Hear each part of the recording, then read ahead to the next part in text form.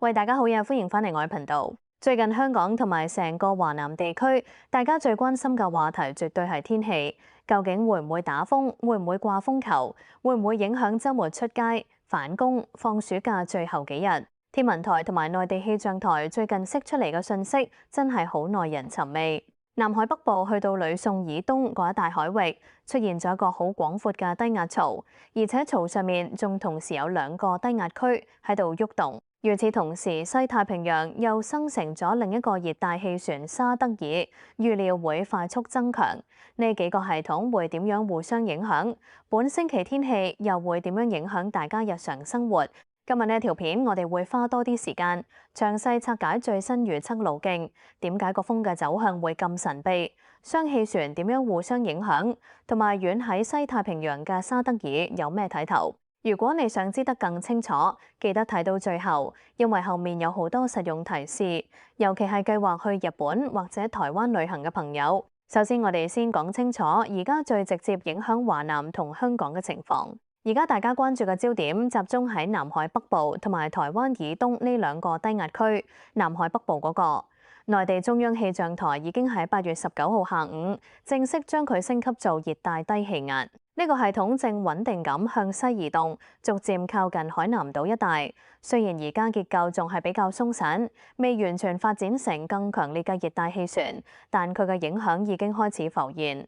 預測佢會喺8月20號橫過海南島，之後移入北部灣海面。至於另一個位於台灣以東、呂宋以東嘅低壓區，預料未來一兩日會大致移向福建至浙江一帶，或者吹向台灣。當呢整個廣闊低壓系統逐步靠近中國東南沿岸至華南一帶，廣東沿岸嘅天氣將會明顯轉趨不穩定，驟雨增多，仲會伴隨狂風雷暴。雖然目前呢個低壓區暫時遠離本港，但市民千祈唔好掉以輕心。天文台喺8月19號更新嘅9天天氣預報中，已經特別升級咗8月20號嘅風力預測。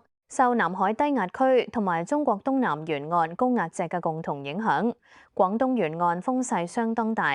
本港將會吹東至東南風5級，離岸會達到6級強風，而喺初時高地間中更會達到8級風力，即係達到烈風強度。市區氣溫大約喺27度至32度之間，大致多雲，有幾陣驟雨，局部地區有狂風雷暴。所以大家出門口之前，一定要留意最新嘅天氣提示，帶備雨具。喺高地或者離岸地方活動，更要留意強風。至於大家最關心嘅1號戒備信號，天文台表示會持續密切監察低壓區嘅強度同移動方向。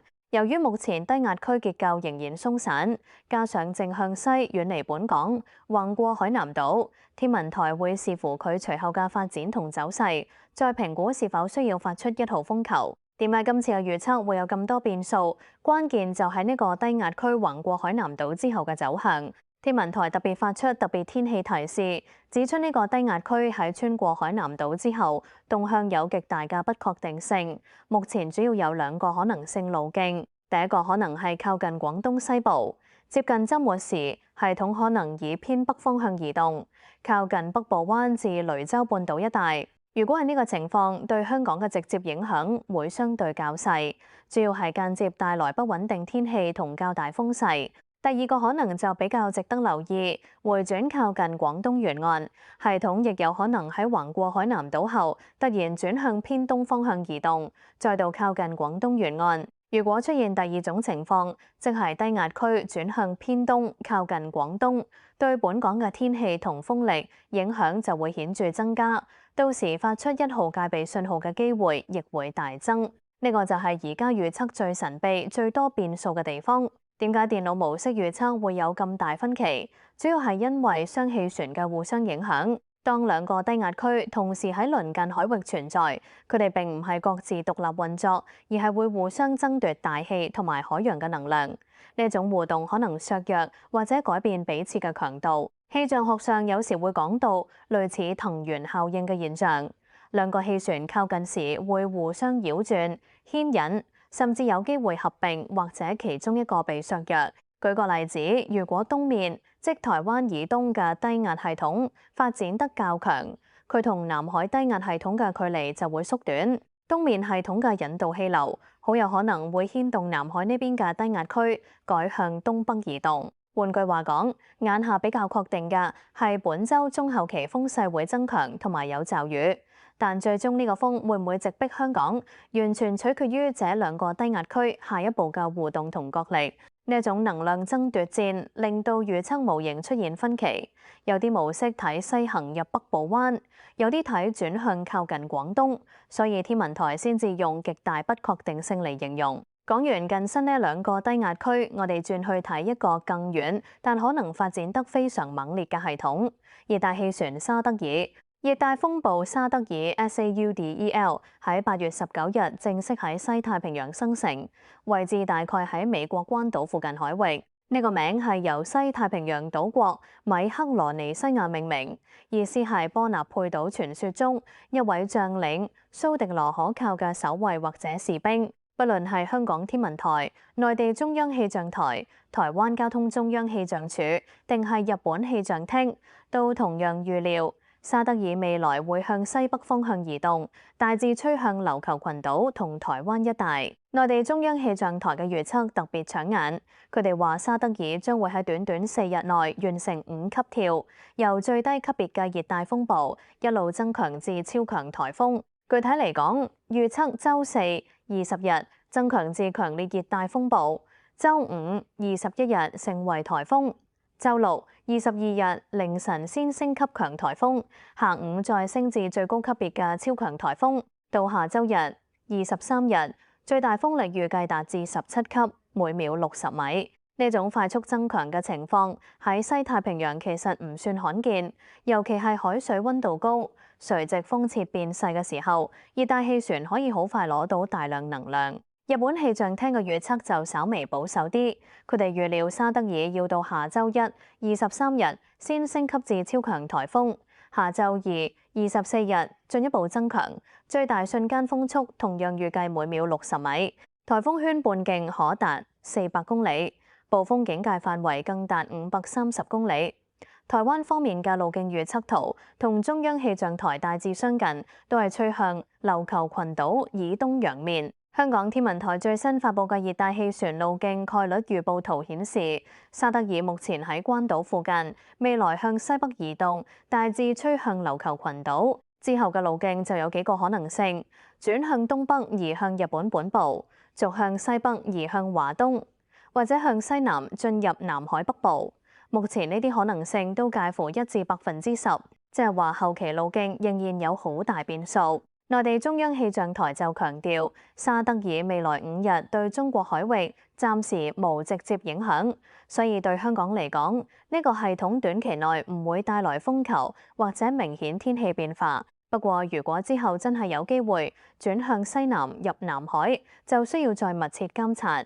而家最需要留意嘅係計劃去日本、琉球或者台灣旅行嘅朋友，如果行程撞正沙德爾接近或者登陸附近地區，航班、渡輪同戶外活動都可能受影響。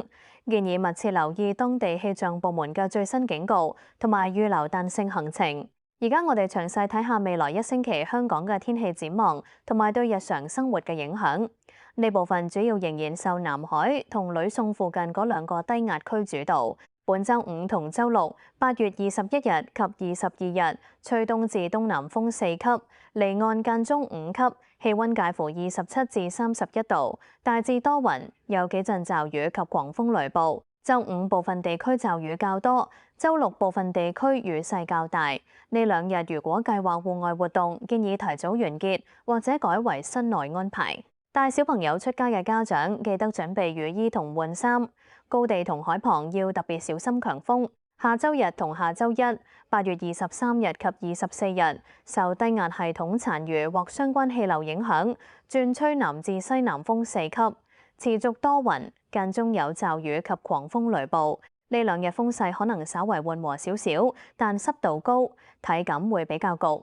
如果近身低壓區真係有轉向跡象，呢2日就係關鍵觀察期。與此同時，遠方嘅沙德爾可能已經去到超強颱風階段，大家可以順便留意下佢對日本同台灣嘅影響。下週2 8月25日吹南至東南風4至5級，高地間中達到6級，依然有驟雨同雷暴。呢日風力仍然偏大，建議盡量避免喺高地、天台或者離岸地方長時間逗留。下週3至下週5，8月26日至28日，隨住近新低壓系統遠離或消散，風勢開始緩和，轉吹東南風3至4級，天氣會逐漸好轉，日間短暫時間有陽光，甚至轉為酷熱，氣溫回升至28至33度，只有1兩陣驟雨，到時先至真正可以放心安排戶外活動。總括嚟講，未來幾天本港天氣極不穩定，高地風力頗大。打算喺週末進行戶外活動嘅朋友，記得時刻留意天文台最新發布嘅強風提示同埋熱帶氣旋警告。除咗睇天氣預報，大家其實可以做多啲準備。首先，手機一定要下載天文台官方 Appriska， 開埋通知，一有最新信號或者特別天氣提示就即時收到。其次，屋企可以準備好簡單應急物品，雨傘、雨衣、手電筒、充電器、少量乾糧同水。如果住喺較高樓層或者近海位置，記得檢查窗戶同晾衫架，強風嚟之前收好嘢。對於返工返學嘅朋友，如果最終真係掛1號或者更高信號，公司同學校通常會有相應安排。1號戒備信號主要係提醒大家密切留意，未至於停工停課，但已經要開始注意交通同戶外安全。如果之後升級到3號強風信號，影響就會大好多，尤其係渡輪、戶外工作同高空作業。另外想提一提，夏天呢種低壓系統好多時會帶來短時強降雨，就算風勢唔算特別大，都有機會出現水浸或者山泥傾瀉風險。所以行山或者去郊野公園嘅朋友，近期最好改期，等天氣穩定啲再去。有啲觀眾可能會問，點解而家同時有近新雙低壓，又有遠方沙德爾快速增強？其實每年夏秋季節，南海同西北太平洋都係熱帶氣旋活躍區，海水溫度高，大氣條件適合，就容易同時出現多個系統。近新嗰2個低壓，主要影響華南天氣同風力。而沙德爾則係西太平洋另一個獨立發展嘅強台候選。天文台同各地氣象部門會用多個數值模式、衛星雲圖同雷達資料持續監察，所以大家放心。有最新發展，佢哋一定會第一時間公佈。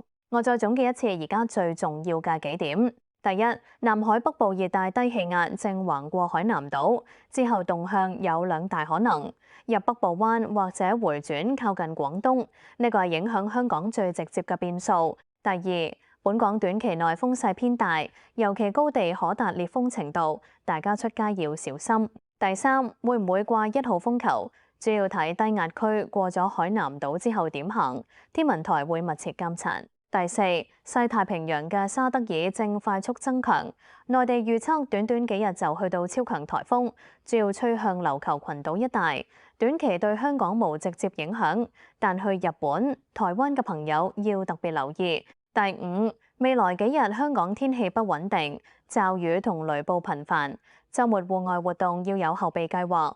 下星期3之後天氣先至有機會明顯好轉。如果你想知道更即時嘅更新，建議每日早晚都睇一次天文台網站或者 App。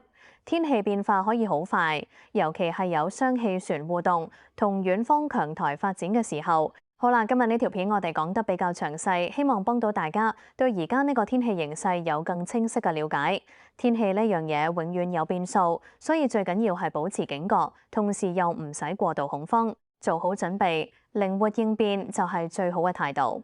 如果你覺得呢條片有用，記得俾個 like、訂閱我嘅頻道，同埋開埋小鈴鐺。之後有最新天氣消息或者熱帶氣旋動態，我會第一時間出片同大家分享。有咩問題或者想我講多啲邊方面，例如點樣準備風球物資定係其他天氣知識，歡迎喺下面留言話我知。我哋下條片再見，大家保重，拜拜。